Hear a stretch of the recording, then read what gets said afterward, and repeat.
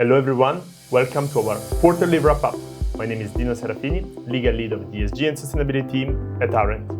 And I'm Antoine Peter, advisory lead. Today, we are unpacking the EU's biggest sustainability stories from Q2 2025. But first, let's talk numbers.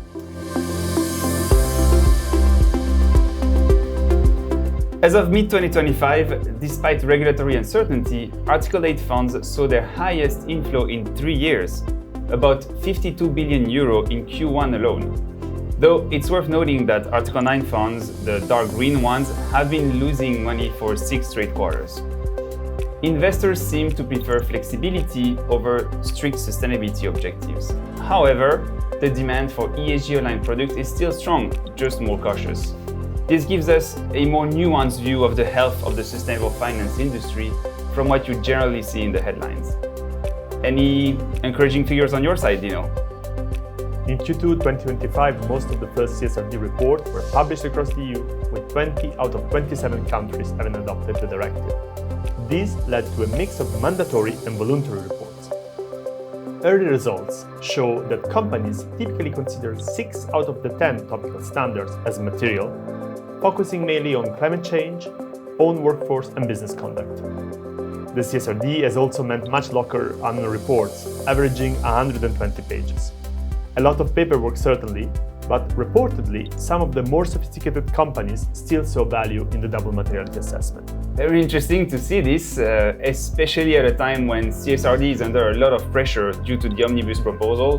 What's going on there? Yes, first and foremost, the simplification Omnibus introduced an 80% reduction in the CSRD scope, a significant cut in the reporting standard, letting go of sectorial standards and reasonable assurance. In addition, a 2-year reporting delay for many companies has already been approved, except for the Wave 1. Check out our dedicated video for the Omnibus proposal for the full details. But that's far from all that's happening. Really? What else is on the agenda? We have the revision of the CSRD, CBAM, the taxonomy, and the possible delay of the deforestation regulation. The Green Claims Directive was announced as discontinued before the decision was apparently reversed. Besides compliance, we have also seen the 100 billion euro plan for EU competitiveness and decarbonization, the Clean Industrial Deal. This quarter wrapped up with the release of the related framework for tax and financial incentives to speed up clean energy, cut electricity costs, and encourage private investments. That is a lot indeed. But Antoine, what's happening on the other side of the regulatory world in sustainable finance?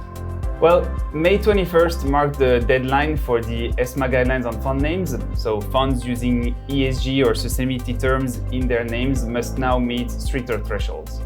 The market reacted with a big wave of rebranding, with nearly 900 funds changing their names. Some dropped ESG terms entirely, while others softened their language.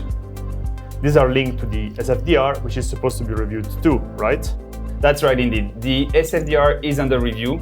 The EU Commission conducted a call for evidence on the SFDR in May, and equipped with this feedback, as well as with other valuable feedback gathered during previous industry engagement initiatives, the EU Commission is hard at work designing a new future for the framework.